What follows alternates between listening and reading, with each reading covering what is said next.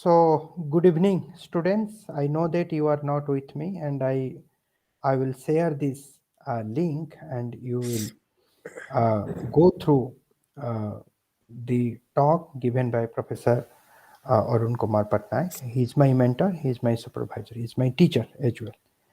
So, today he will be speaking on contemporary political thought, a, a contextual analysis. Earlier I have given a talk on the same topic, understanding contemporary political theory. There actually I did a content analysis. Uh, Mainly I focused how the contemporary political thought is divided into three schools of thought: egalitarian liberal school of thought, which consists of uh, John Rawls, Dawkins, Berlin. Then the second school of thought is the libertarian school of thought, consisting of Nozick and Gautier. And the third school of thought is the communitarian school of thought, consisting of Walger, Taylor, Barber, and Sandel. And I deliberated how these three schools of thought are contending uh, to each other, and they are trying to uh, give a sense that how to develop the harmonious relation between the individual, society, and the state. I mean, this is the job of the political theory or political thought, how to develop this harmonious relationship. So it is not the job of contemporary political theory or thought. It is also the job, or it was also the job of classical political theory or thought. But since when we are talking about contemporary political theory or thought, we mean basically the post behavioral revolution, where there is fact value integration, there is uh, you know meaning and relevance is given importance. So the concerns of post-behavioral revolution is actually the spirit of contemporary political thought. So with that spirit, that how to develop the harmonious relationship. So I deliberated on it in my earlier talk, and the missing part of my talk was that I did not do a contextual analysis. By contextual analysis, I mean why suddenly this egalitarian liberal school of thought emerged? What happened? So every thought is the product of its time and space. So what is the nature of that time? What is the nature of that space? And why the libertarian school emerged? Why the communitarian school emerged?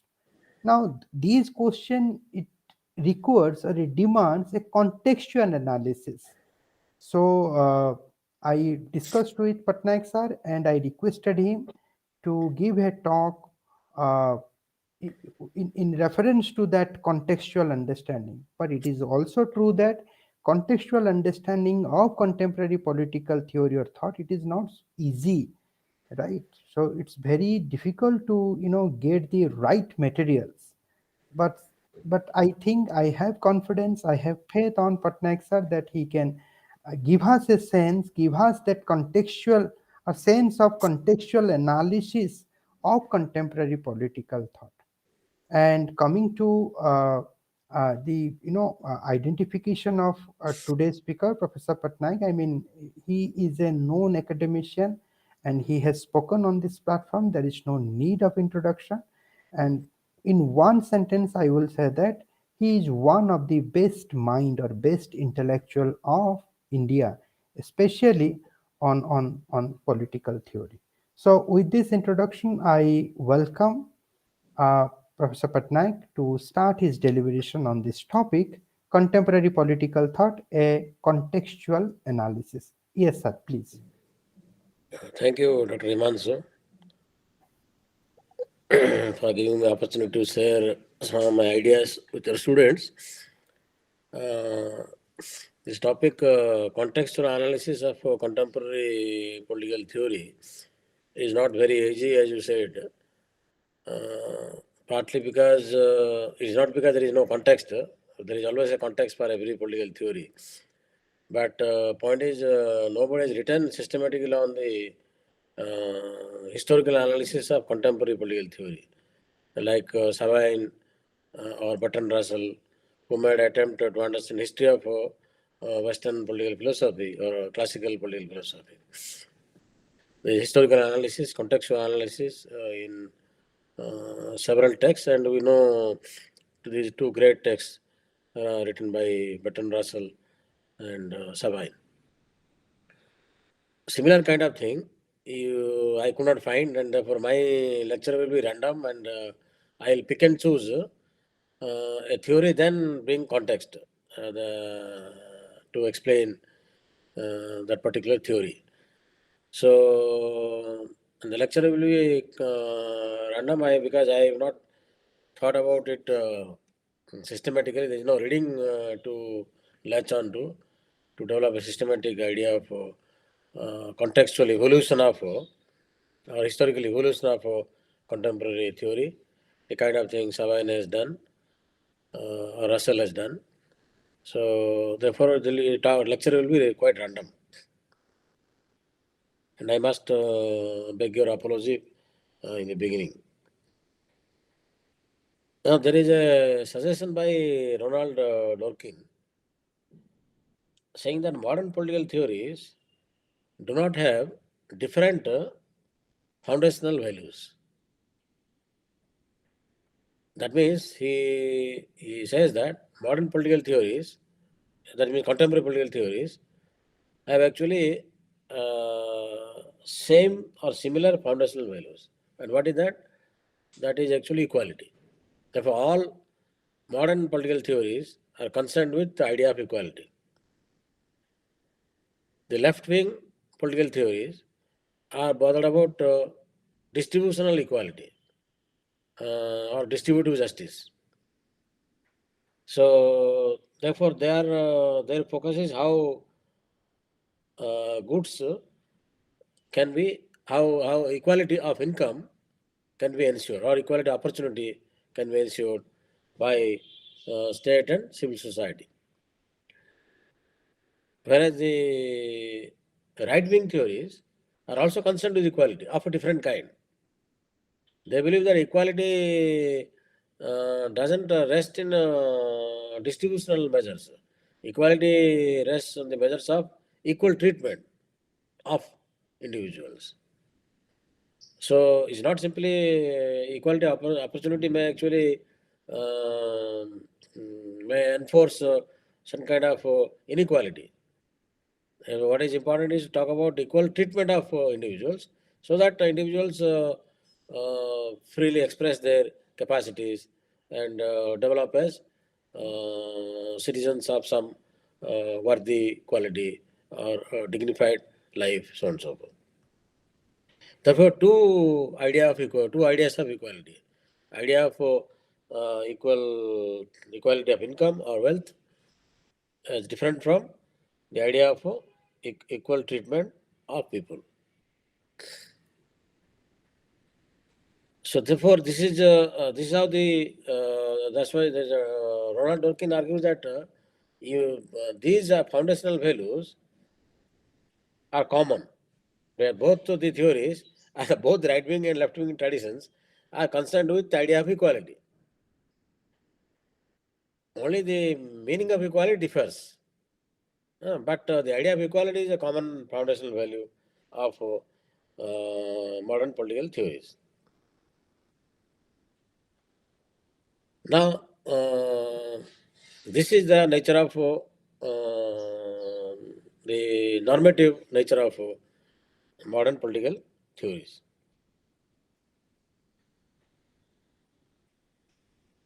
And how do we examine historical context for these theories, for these norms? I will take a different, I will draw insights from Savine, Russell, and Gramsci and argue that to develop a historical analysis of a theory, necessary to pay attention to three different aspects of history. One, a contextual history, basically a contextual analysis of idea or theory, involves three different kinds of analysis of context. One, philosophical context, philosophical arguments. What evidence you have in the text? What evidence you have in the normative tradition of a theory? How the theory argues itself. So there's philosophical currents are the first point. Second point is historiographical currents.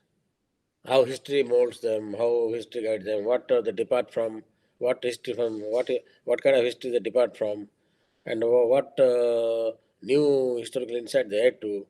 So the historiographical currents are equally important. The socio-economic context, how do they mold theories. Third, political current. Now, how the politics of the time shapes the theoretical logic, theoretical arguments. What kind of political problems theory tries to address? What kind of political problem theory tries to seek to solution to solve? These are the questions which we should be discussing. And therefore, contextual analysis involves analysis of three different kinds of context: the philosophical current, the historiographical current, and the political current, which is the political events of the present time.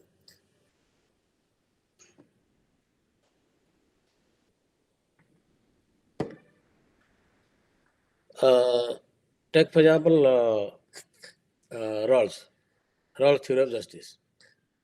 What is a contextual? What are the contextual events that inform Rawls' theory of justice? You won't find in his books. Therefore, you have to go behind his books and see how he has developed the reading. And he studied for 9 years, and what all he studied, and how he developed this text of theory of justice. People argue, scholars who have written on this, they argue that Rawls basically tries to develop theory of justice based on three different contexts. First, he tries to examine the history of state policies adopted by Abraham Lincoln against slavery. What all state policies were followed by Lincoln's administration in abolishing slavery. Second, he looks at the moral doctrines which evolved through the anti-slavery movement in 19th century US.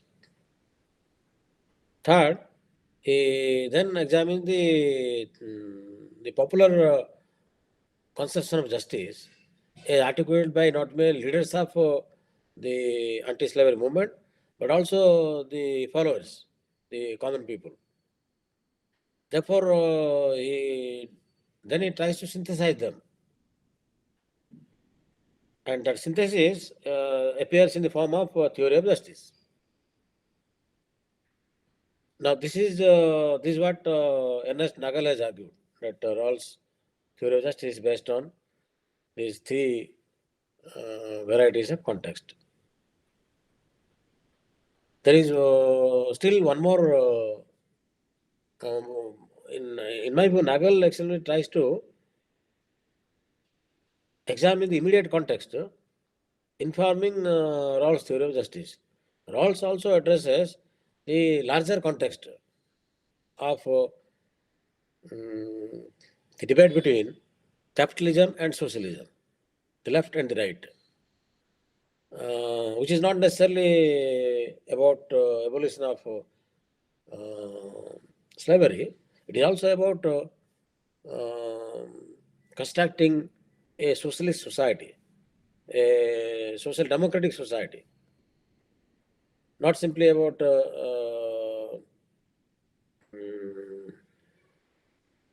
abolition of slavery. Nagel tries to focus on the immediate context. Therefore, misses out the mediated context, the larger context, which also informs his theory of justice. Take, how do you know it? You read the text. Now, how does he define justice? define justice in two principles of justice: liberty principle and equality principle. Now, it says liberty principle precedes equality principle. And equality principle has one important point, that difference principle, that the any development process should first address the least developed population. So, therefore, that is a measure of development. Development is justiciable or not has to be assessed by looking at the differences it introduces, and how does development address those differences that arise from development process. Therefore, differences are difference in income, difference in population status. Therefore, the last mile person has to be first addressed in the developmental goals. So, therefore, Rawls says that, but if there is a debate between liberty and equality, liberty must prevail, because for Rawls, if people lose their voice to protest, voice to raise the idea of justice, then they will not get equality of income, equality of wealth, or equality of or equitable income. So, first of all, their voice must be respected. Therefore, liberty principle precedes the principle of equality. And equality principle is not about absolute equality. Equality principle is about minimizing inequalities. In a way, inequalities don't harm the bottom people. That is the principle of justice. So this idea essentially involves Rawls essentially trying to negotiate the debate between liberalism and socialism. Liberals will primarily hinging their ideas on liberty, and socialists were primarily hinging the idea on equality. Equality of a different kind, equality of opportunity, equality of income distribution, income, wealth, so on and so forth. The result, state became a oversized entity to safeguard equality of income, and actually it eroded um the forces of liberty considerably. Look at the socialist experiments in Russia and in China, elsewhere. It has completely eroded liberty principle by state pushing the idea of equality to its extreme form. Therefore, the balance between liberty and equality was lost in the socialist camp, in theory and practice. And it produced the idea of equality, which didn't understand that how equality should be based on justice. It actually produced injustice. So, therefore, Rawls introduces this different principle. He says a development process should address the least advantaged population first. So, this is the last idea of last mile last mile person. Development must reach the last mile person, which is there in Gandhi, there in Dindayal Upadhyaya, and current government, BJP government also talks about this idea. That actually was there in the difference principle of Rawls. They are all similar ideas, addressing similar language is different, but similar ideas. Basically, there is no absolute equality. However, it is necessary for us to address inequalities and minimize inequalities so that inequalities do not harm the last mile person. That's very important. That's how the justice is addressed. Now, therefore, Rawls was trying to mediate between the perennial conflict between the liberal idea of liberty and socialist idea of equality, and then tries to modify the socialist idea of equality and introduce justice and ingrained justice in the idea of equality. Equality has to address the question of justice. Otherwise, is a state engineered equality, it may produce injustice. It may, in name of equality of all, it may produce gross injustice. It not merely deny liberty, It may produce inequalities of different kind and impose inequalities of different people. So that's what happened in the name of socialism, Soviet Union, and Eastern Bloc. That therefore Rawls was trying to draw practical implications from the liberal ideal of liberty and the socialist ideal of equality. He was looking at practices and tries to resolve the dichotomy between these two practices. Therefore, in my view, this produces the larger context, which is neglected by Nagel.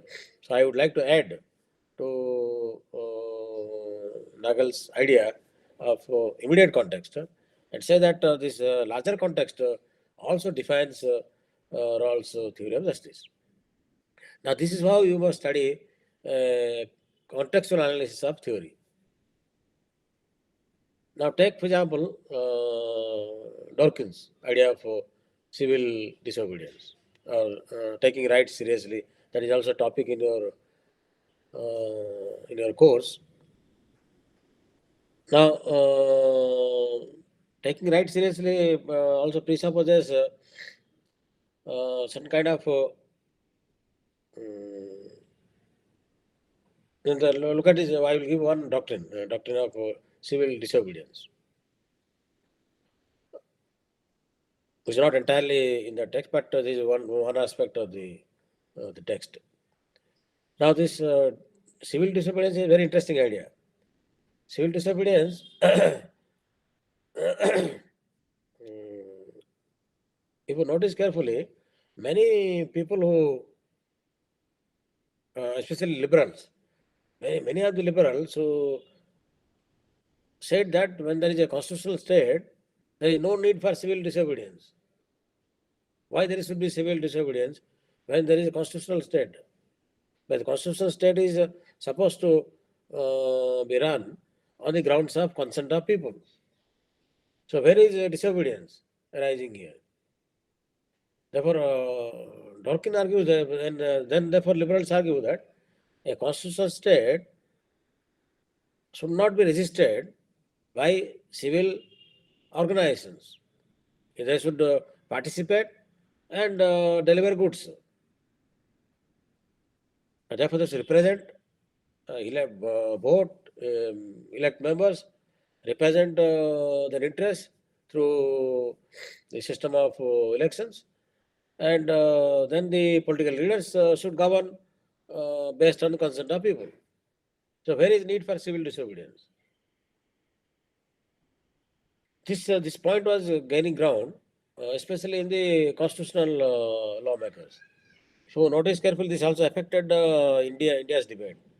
For example, people like Nehru, Ambedkar, and some others argue that now that we have a constitutional state, we don't need satyagraha. Ambedkar said it explicitly. Nehru, anyway, would have agreed with him. It's not because they were part of the ruling class. I'm not interested in their power equations. I'm basically trying to examine the normative idea. Why people think that a constitutional state need not be resisted by people? Why Ambedkar doesn't think that satyagraha is necessary on the part of Indian citizens to fight against a constitutional state? Now, this Dworkin addresses this question interestingly. Dworkin therefore revives the Lockean idea. What does Locke say? Locke also was trying to defend a constitutional state. Yet he concedes that this constitutional state may run into conflict between power and constitutional goals. Constitutional state is not simply a constitutional state is about procedure of governance, but goals of the constitution may be lost by strictly following procedures of governance, and goals of constitution could be tampered by powerful interests who might develop a vested interest in the procedures of governance, and therefore may check out goals of the Constitution. In that case, Locke says, people must resist. A civil society has enshrined those goals before the constitution makers. And the constitution is actually is entrusted to state. And since the constitution is designed by civil society, entrusted to state, the trustees of state may not be able to perceive the full value of the constitutional goals and may block the growth of constitution making and thereby destroy its potential to democratize society. They may act undemocratically while following constitutional rules of governance. Undemocratically not because they violated democracy, but because democratic goals are at risk. Therefore, Locke says that people must resist to replace a government which has become, which is actually custodian of constitutional goals of civil society, yet failed to live up to his promise because he is obsessed with constitutional procedures of justice and liberty, equality, so on and so forth. Only bother about administration of things, not goals of the constitution. Therefore, in that case, the constitutional state must be resisted by civil society. Right to resistance belongs to people who elected the government to power. Now, this idea was lost in the liberal lexicon for a long period of time, and Dworkin revives this idea. Dworkin says, therefore, resistance is possible provided we follow the rule of law. Because the idea of a constitutional state is to follow rule of law. So therefore, resistance can also follow rule of law, just as the rule makers are not following rule of law. So resistance can follow rule of law and enforce rule of law and impose their goals on the policymakers to wake up and administer justice.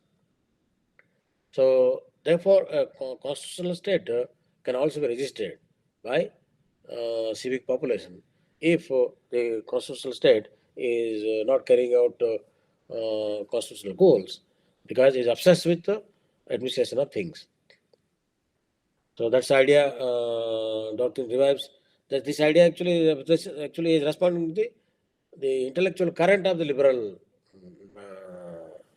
thinking, and therefore respond to a ideological context, a philosophical current, which has become numb in recognizing that people have a right to resist legally, morally, by mobilizing themselves by peaceful means in order to redress their grievances, in order to settle their issues by replacing the machineries of state with the new machineries of state. Now, this idea is very much Lockean, and Dworkin revives it because the Lockean idea was lost in the liberal emphasis on constitutional government or constitutional state. Therefore, every contribution of thinkers is actually connected with either ideological currents or the larger historical context or linked with the immediate ideological political context. Take, for example, multiculturalism. Multiculturalism actually evolved in the era of migration. If sufficient number of people had not migrated from various parts of the world to North American context, I don't think multicultural theory would have been necessary. Multiculturalism would have not have been required. Multiculturalism has come into play because large number of migrants, immigrants landed up in North America. So capitalism Welfare state capitalism produce immigrants of different kinds. They got all the educated people of non-American societies migrated en masse to Canada, to US, and they settled there, they worked there, they went with their cultural symbols, they went with their claims, which are group based. Therefore, this idea of multiculturalism came into play. Now, multiculturalism, when it came into play, realized that liberal theory, which is essentially based on individual unit and individual rights, doesn't recognize group claims, doesn't recognize cultural rights. Liberals, by and large, posit a cultural rights. The notion of modernity is a culture neutral modernity. Therefore, when these immigrants landed in North American context, large number of issues came up. For example, Sikhs demanded that we must be allowed to wear turban in the Canadian Army. And Muslims wanted their burial grounds to be earmarked for them in Europe. Hindus wanted sites for temples. Therefore, all these immigrants of different non-developing societies landed in the developed countries and put forth their demands. These demands gradually put a lot of pressure on the liberal governments. Liberal governments were caught with the idea of individual rights, individual liberty. Only individual was measure of everything. Group culture were neglected by liberal political lexicons, liberal political thinkers, liberal politicians who are trained by liberal political intellectuals. So by and large, they ignored the idea of group. Group rights, the cultural rights were grossly undermined by liberal political theory for a long, long time. That over a period of time, actually is not simply gross, but they were immune to these ideas. And the whole liberal theory of modernity is based on the idea of expulsion of culture and religion from the process of modernity.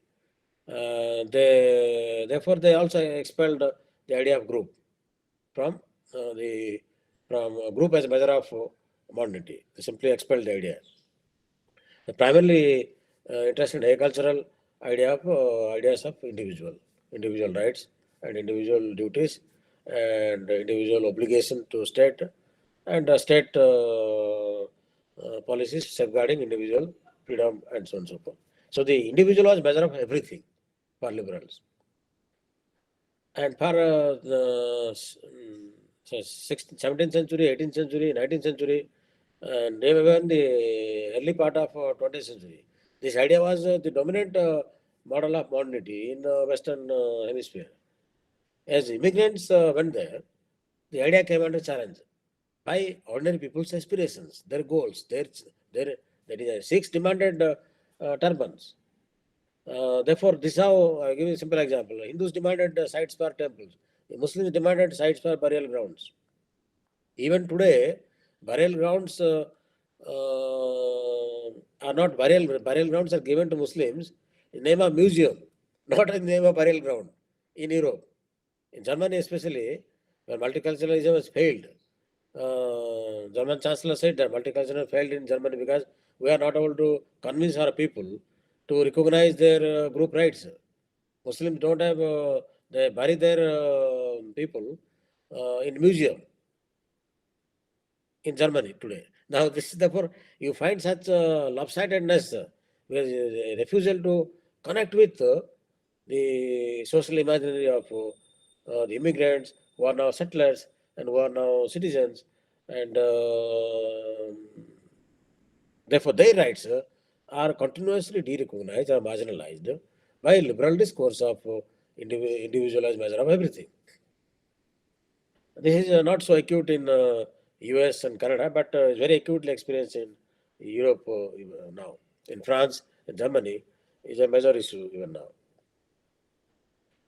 Now, therefore, it is because of this global migration taking place in the era of globalization. And much before globalization actually began as a slogan, this immigration happened, and capitalism began to employ people for lower wages because the domestic population were highly paid. Therefore, to depreciate their efforts, they brought labor from outside. A result, all outside immigrant labor became a force. Gradually settled there, they became citizens. Then they started demanding citizenship rights. Therefore, notion of citizenship got redefined by bringing in the idea of group rights and cultural rights. And that's how this multiculturalism essentially came into play by recognizing group and cultural rights. That's how the liberal theory was continuously redefined by multicultural thinking. Therefore, this context of the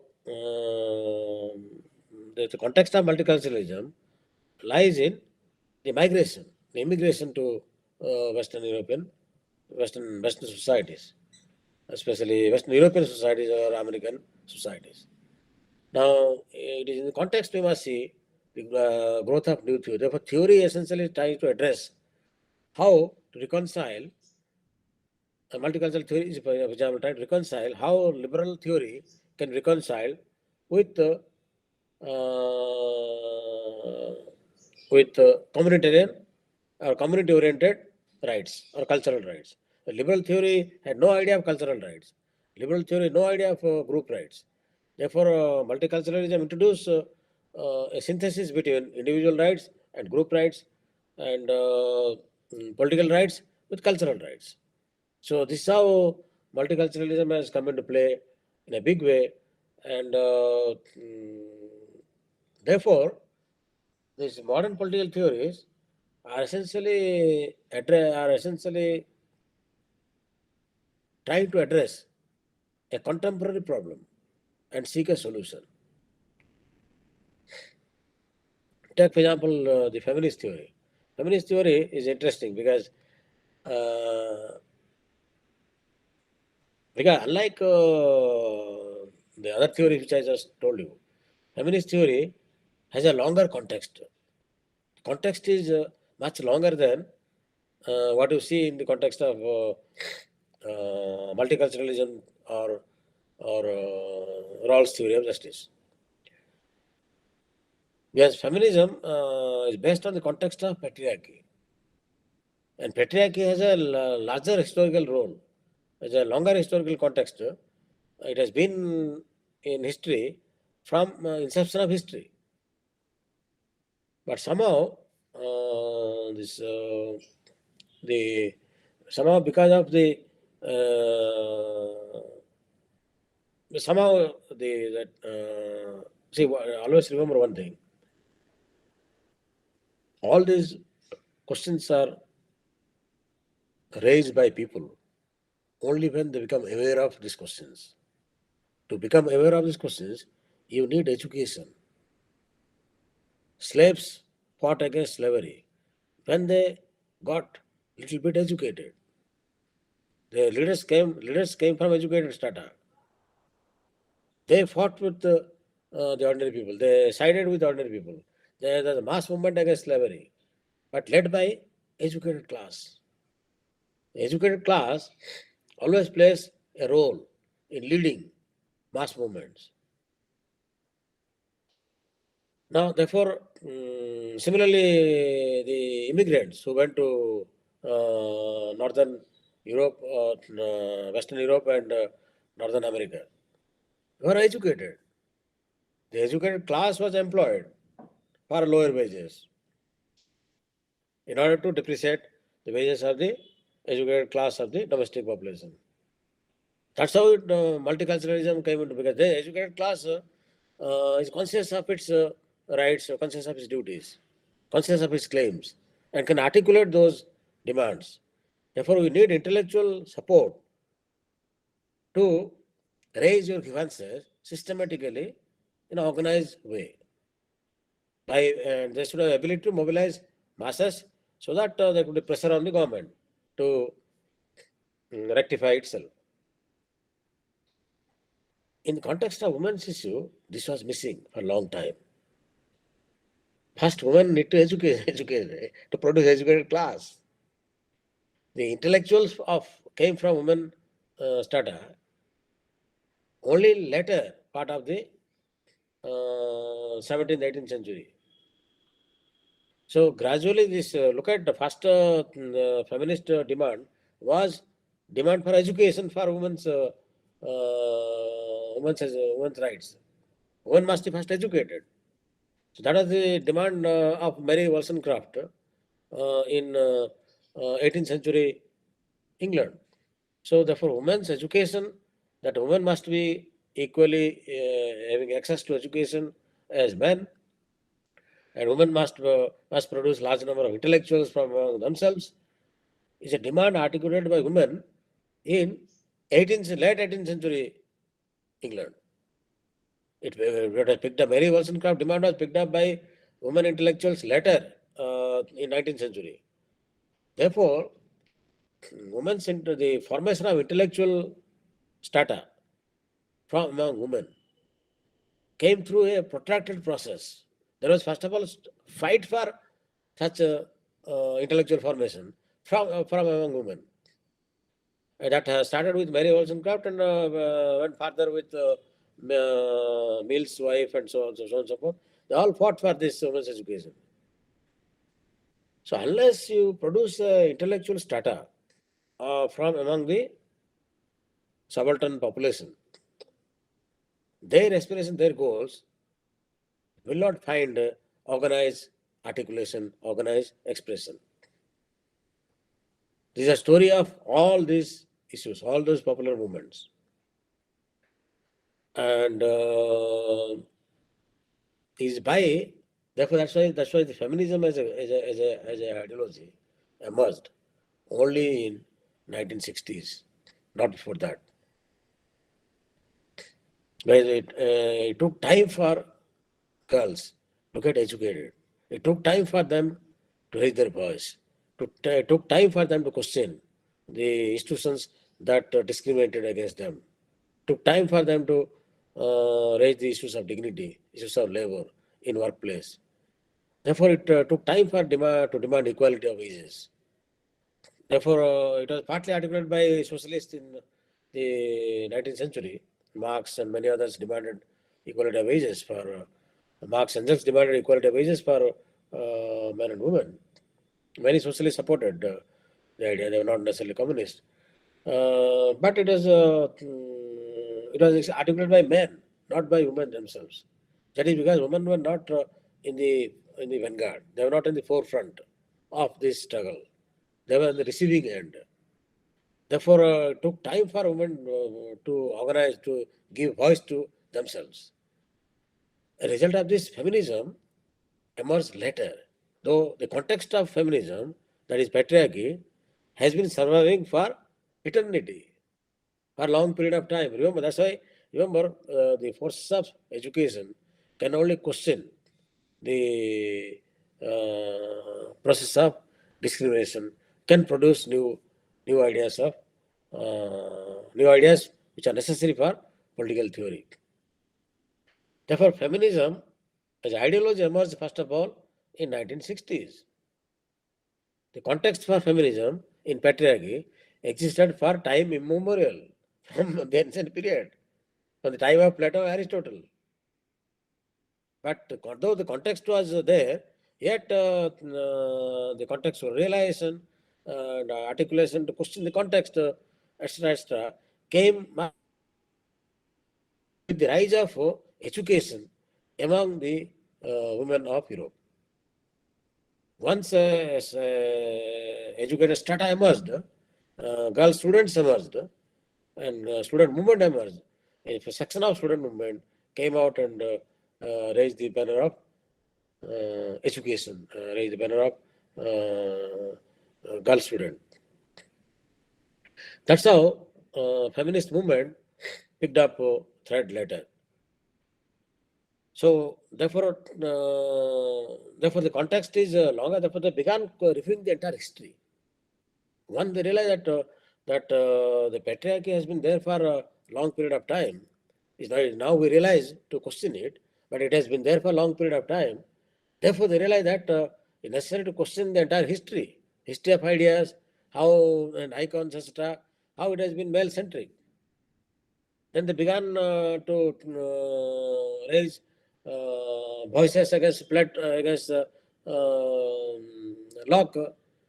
So Mary Astle was discovered by feminists of later generation, who they realized that Mary Astle was questioning Locke's social contract. In the Locke's social contract, there is no role for women. Women are kept out. So Locke's social contract is based on a fraternal contract. It is actually a contract is a paternal contract.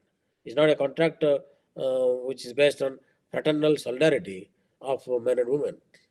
It's actually a contract among men, excluding women, keeping them in set of nature.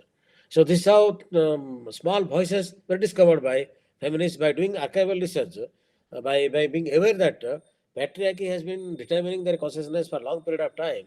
They are now realizing in 1960s to question it. They discovered that it's necessary to study patriarchy.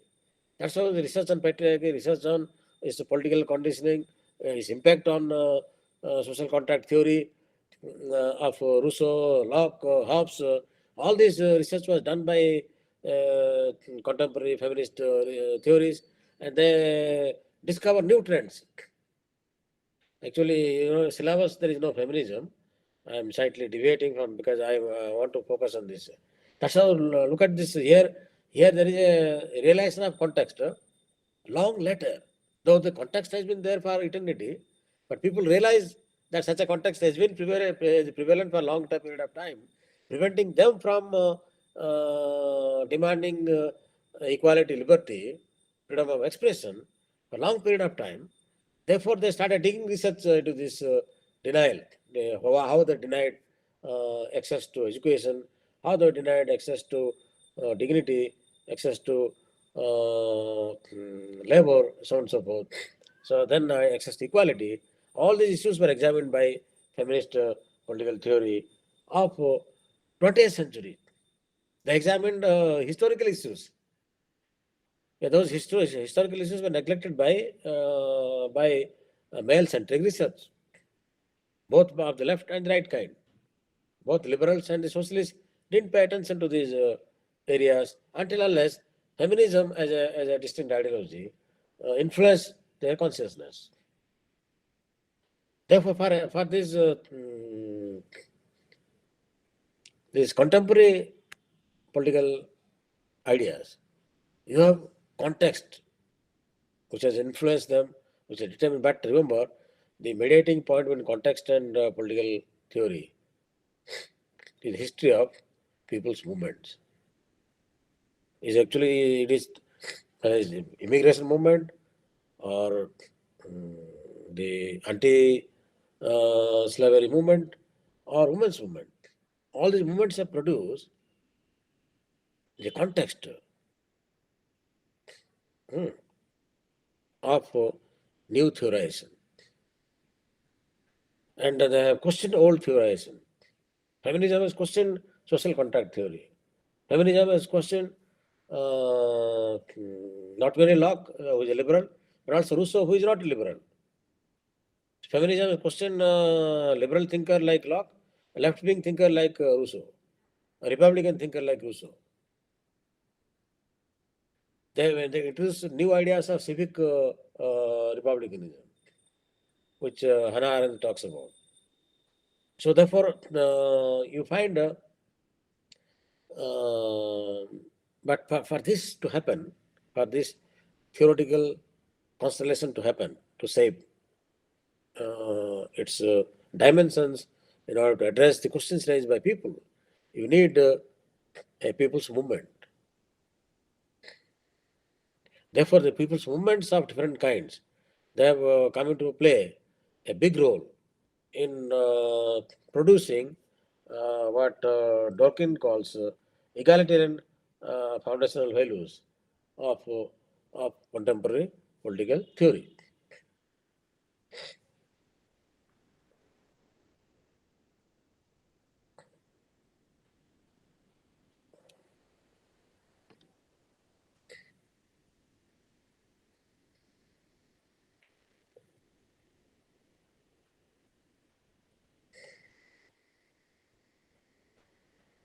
See, there is a interesting module. You have John Rawls and Michael Sandel.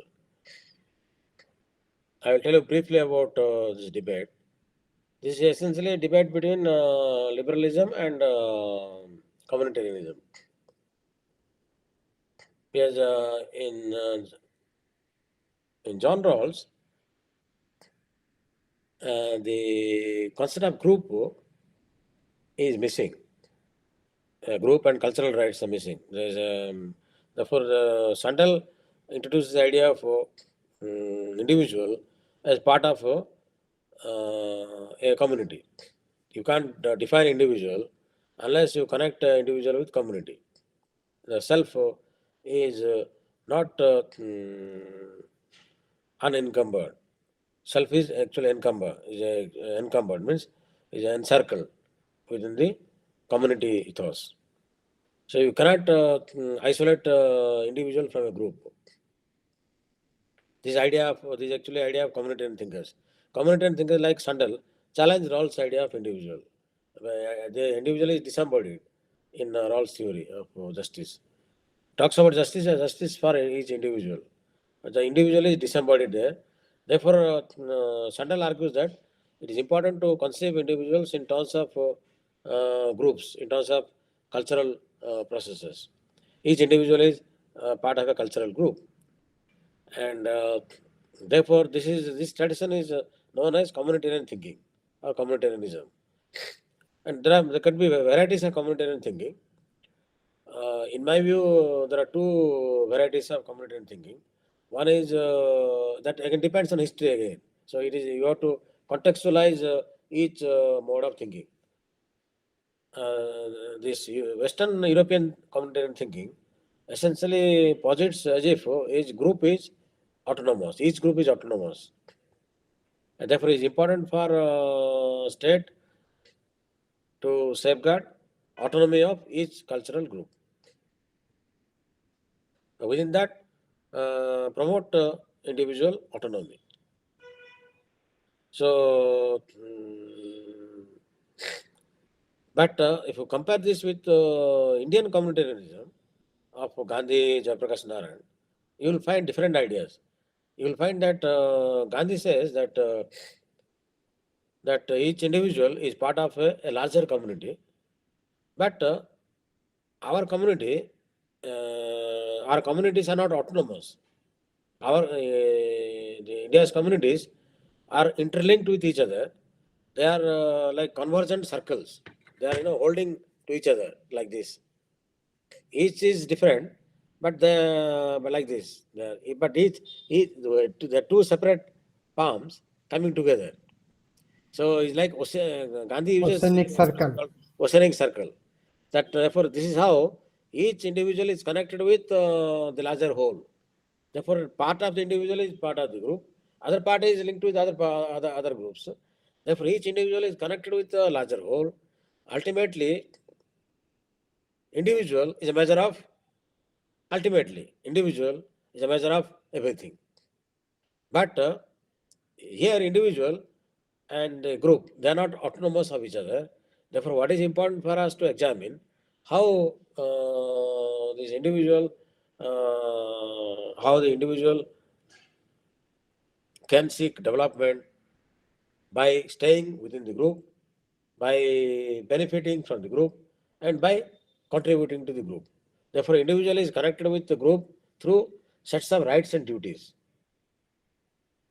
Against a group, individual has right, but towards a group, individual has duty. Therefore, individual is actually individuality of individual is very important. This is a common point between the West and East. But difference is the individuality of individual in India is interlinked with many other individuals and many groups. Therefore, individual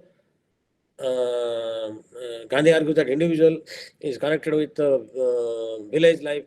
Village is connected with regional life. Regional life, which is below district level, district life. Then that is connected with district life. District life is connected to provincial life. Provincial life is connected to national life. National life is connected to world life, world community. Therefore, if you see and then all individuals are connected with non with other natural species. Therefore, here, unless you safeguard the interests of natural species, we will not be able to safeguard interests of human species. This is Gandhi. This is Jayaprakash Narayan. Most of the Indian thinkers have been arguing from beginning. Even Manu also says similar thing. Therefore, if you see the Indian tradition, you find a different idea of a group, different idea of community. Each community is not independent of the other one. Each community is not seeking independence. Each community is seeking interdependence, not independence. In the West, in the Western communitarianism or multiculturalism, you will find each community is demanding independence. Whereas in Indian context, each community is seeking interdependence. While we, the problem is we are not able to enforce interdependence. The problem with India is different from problem in Europe, problem in North America. Problem here in India is how to enforce interdependence. Therefore, if you see this is the idea of Gandhi's idea of oceanic circle. Therefore, it is very important for us to understand contextual analysis of an idea. Every history is likely to impose a new context to examine even a particular idea. Look at communitarianism. You have two different kinds of communitarianism, one in the West, one in Gandhian conception of community. In Gandhian conception of community, community is interdependent. In the Western conception of community, community is seeking independence. Therefore, you have two different zones, and therefore they have two different claims on the political structure. Therefore, two different kinds of rights may emerge in this discourse, and rights and duties may emerge from the different discourse. Here, individually interlinked with each other, and ultimately, the common point is that for Gandhi, individuality is very important. Ultimately, freedom rests with individual autonomy. That's a point made by liberals and communitarians in the West. But this bearing the similarity and individuality and autonomy that communitarians try to seek, the difference is huge. Difference in Gandhian theory and Western theories is very huge. There, the demand is towards independence, autonomy. Here, demand is towards interdependence and exchange of ideas, exchange of resources, so that we can lead a decent life. This is our major problem in India. The problem in the West is different. Therefore, it is important for us to contextualize the goals of political theory. For historical reading of political theory ought to be there. Without historical sense, we will try to basically conflate theories. Therefore, I liked your module 1. You introduced a topic called Franz Fanon, phenomenology of decolonization. That is very critical for understanding contemporary political theory in India, in third world countries. Because otherwise, contemporary political theory claims to be universal. Again, tries to produce a theory which is decontextualized. It's applicable everywhere, same realm, and only ideologically different. That's not true. Is not enough to distinguish theories simply ideologically. It's important to distinguish theories and ideas also historically. The idea of community, I gave an example of communitarian thinking. Communitarian thinking in India, communitarian thinking in the West are different historically. Though ideologically, they are part of communitarian thinking. Ideologically, there is sameness. Yet, despite being same, despite being similar, the difference is huge. Therefore, ultimately, you can say Western communitarianism and Indian communitarianism has only minimum similarity. They talk about group rights, they talk about individual autonomy. But the way the connection with individual group is argued in Gandhian discourse and Western discourse is different. And therefore, rights and duties must arise on these foundations. And what kind of rights and duties? Because we have not thought about these ideas. It's important for us to throw these ideas and think of different kinds of rights and duties in India's context. Different kinds of idea of dharma in India's context. Dharma is about rights and duties, as Manu said quite rightly. Dharma is nothing but rights and duties. Dharma is not religion. Dharma is about rights and duties of king, of citizens in ancient period and modern period. Therefore, it is important for us to understand if there is a difference between Indian communitarianism, Western communitarianism, therefore what happens to our rights and duties in Indian context? I am not very sure about answering this question, but I am throwing these questions to you because you must think through history. That's why I like this topic, decolonizing. Yeah, that's decolonizing is a very important goal for understanding contemporary political theory in third world countries.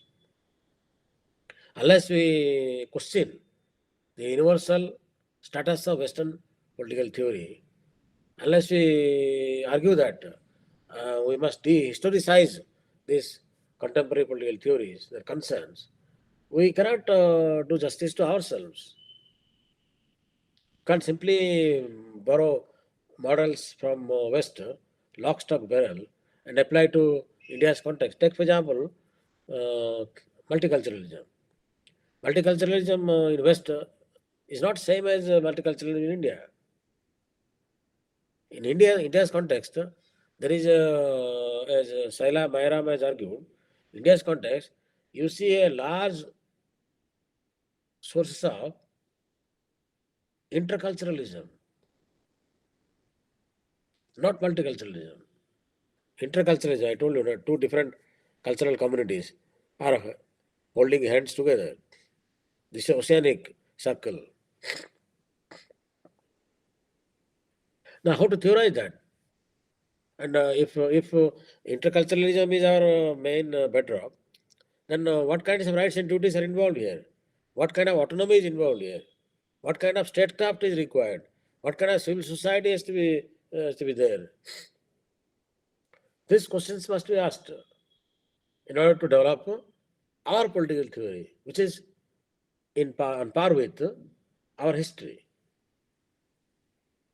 So, therefore, this finance idea that we must continuously decolonize our minds, continuously have dialogue with Western political theory and delink ourselves from its universal claims and tie up with our history, then theorize that history in terms of those questions which I asked, in terms of rights and duties, which are questions of political theory.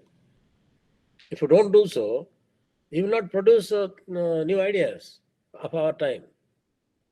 Therefore, I like your module one. I particularly like because this is what is missing in the University of Hyderabad. You must try to link with decolonization.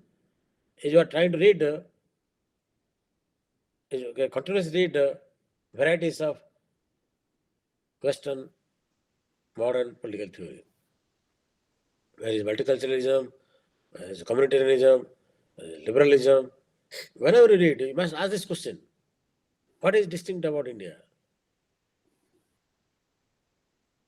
From your vantage point, from liberal vantage point, from communitarian vantage point, from multiculturalism, from your vantage, ask this question: is this model fully applicable in India? And if not applicable, then what is missing here? What if when it is applied to Indian context, does it displace us? Therefore, the question of decolonization of received theory is a very important question for Fanon and for all of us. That's why I liked your module one very much, because that's module one that gives a initiative, initial thinking. You must continuously ask this question. Therefore, this is possible only when you do contextual analysis of political theory. A contextual historical analysis, what Gramsci would say, a historicist reading of political theory. We must do always a historicist reading of political theory. Don't imitate, don't borrow. Learn from people, learn from West, and use them, connect with them, learn from them, and see the way they theorize their history. Are you theorizing our history? Don't think that those thought theories are directly applicable to us. Don't ever think that. That's a lesson you learn from Fanon. Fanon argues for delinking from Western colonial projects. And colonial projects continue to hunt us. Colonization is an ongoing process. Despite decolonization, despite independence, despite sovereignty, we experience colonization. Therefore, decolonization of mind, as Fanon argues. The phenomenology of decolonization is about decolonization of mind, decolonization of spirit, decolonization of thinking. You dialogue with West, delink from them, and relink yourself with your history. Because remember, one of the major impact of colonized spirit is that it takes you away from your context, from your history. Therefore, recontextualizing yourself in light of your history, historical analysis, is a way out to develop a new contemporary political theory for India. So, therefore, a module one gives a interesting insight, and that insight must be seized by all of you and develop it further. What Fanon was trying to do for Africa, we must do similar thing for us in India. We have our own great minds.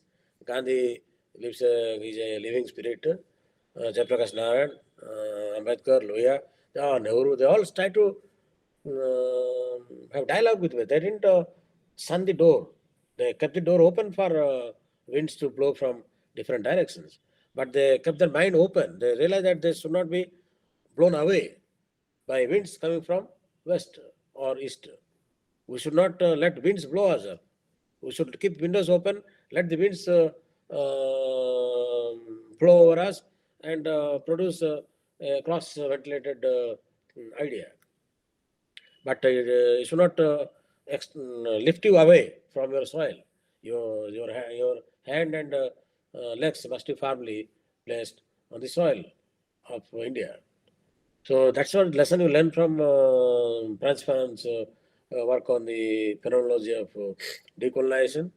There is an interesting title in your syllabus. I take it up. I think that is a serious thing. You must do it. You should pursue that theme better. This is how your first theme should become your last theme. So thank you very much. I hope I communicated something randomly.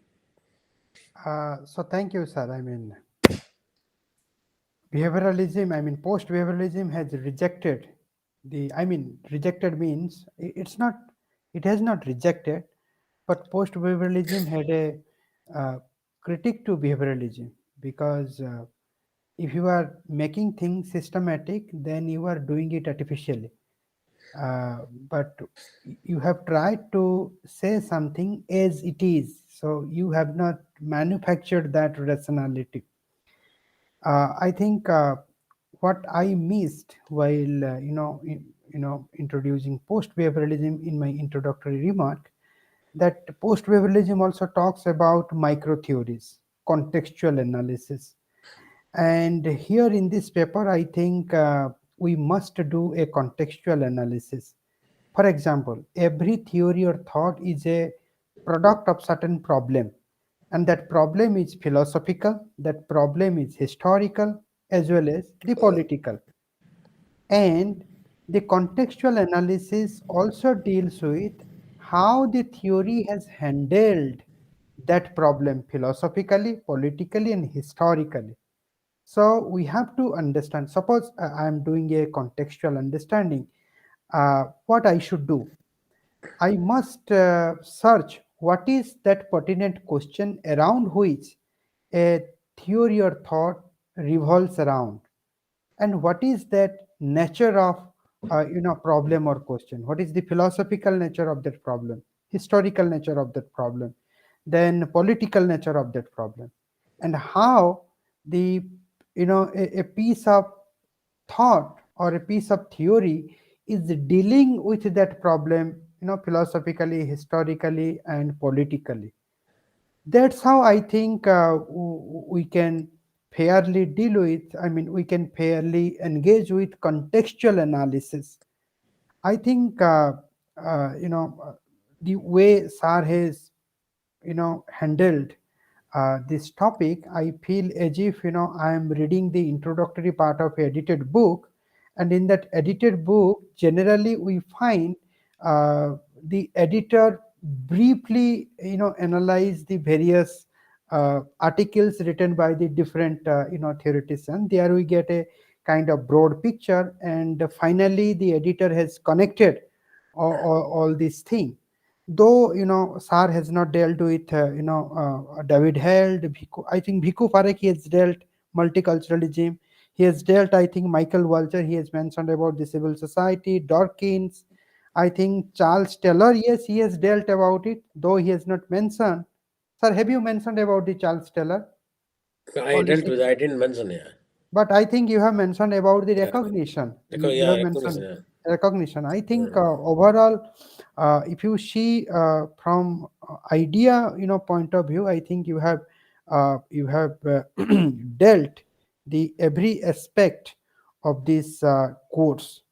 So basically, we need to develop a contextual analysis, and a contextual analysis. What is the significance of contextual analysis? It means we have to know that how a piece of thought has been germinated at a particular time and a particular space, and we have to find that logic, and we can apply that logic after understanding our own context. Maybe we can produce a better theory, better thought. So we should not imitate the West. East must develop its own thought by taking the help of West, but on the basis of East's ethos, traditions, values, and customs. It's not that the West should be a hegemon to civilize the East. Rather, the West must help the East, and East must realize, and East should reform its own tradition. Right. So that is actually theoretically a very sound prescription. I think the whole idea of contextual analysis is this, that how to decolonize our mind. And sir, I think if I'm thinking, if I'll think theoretically, I think the decolonizing mind or a decolonization of theory, is it not? When it is not only beneficial for the East, that is also beneficial for the West. See, the West must also learn from the East. East must Yes. also learn from the West. So, True, true. material and spiritual, there must be a harmonious relation. Remember, I think in post behavioralism, we talk about the integration of the values and the fact, right? So, I think the best interpretation of contemporary political theory or thought is not a dichotomy. I always True, true. emphasize the best interpretation is always, how you produce think, harmoniously, how you integrate, things, how you connect things. That is quite important. So, Uh, material and spiritual. The appropriate approach to deal with the material and spiritual is to deal it combinedly, right? We should not dichotomize. We should not say that India is a land of spiritualism, West is a land of materialism, hence East and West cannot meet each other. It's not like that. I think it can meet if they will be fair, or if they are fair, right? If there is no sense of domination, then I think both East and West can learn from each other. And this is the very purpose of post behavioralism, or very purpose of contemporary political theory and thought. Sir, we do not have any students with us, but certainly on YouTube the students have already started asking questions. So maybe on your talk the student will ask you questions on YouTube, and I will do the technical arrangement so that you can also get a kind of get a kind of sign. If any students ask question on your talk, then you can get a sign on your mobile. Then in your free time you can respond to that question if that question is related to your talk. Okay. So that's how I think you I think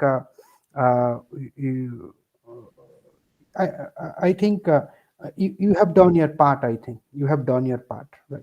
There is no material where we can readily read the contextual analysis of contemporary political thought. There is nothing such. So it is all about what the best mind speaks. That becomes the theory and thought for me. Right. So thank you, sir. Now I want Thank you. Sanjay to give a kind of vote of thanks or appreciation to uh, Patnaik sir. Yes, Sanjay. Not necessary. I mean, let Thank you, sir. part of Thank you, sir. Uh, uh, Good evening, the one and all who are gathered here. And on this wonderful evening, I would like to present the vote of thanks. And we take this opportunity to thank the honorable chief guest of this webinar talk, Professor Arun Kumar Patnaik, sir, who attended this function from his busy schedule. And it was a very engaging and fascinating talk that on contemporary political thought and contextual analysis.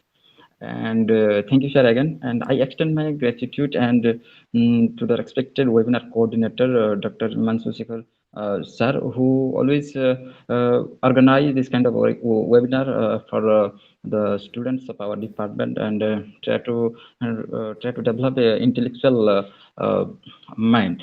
And but last but not the least, I thank all the participant and my colleagues. But I know nobody is here, but later they will listen. But I hope they will get benefited from this video. And thank you again. Thank you again. I think Sanjay, you would have said it that I'm thankful to the would be viewers of this talk, those who Yes, have viewed it, but because we don't have participants with us, yes, yes, sir. because there is a exam time, otherwise they'd love to listen Yes, to Patnaik sir. I mean, yes, it's very rare for our students. yes, So sir. Yes. with this, I think I am ending this event, sir. But be with us right now. Let me end, then we can talk. Yeah, you can end the recording. Yeah, I'm stopping the recording.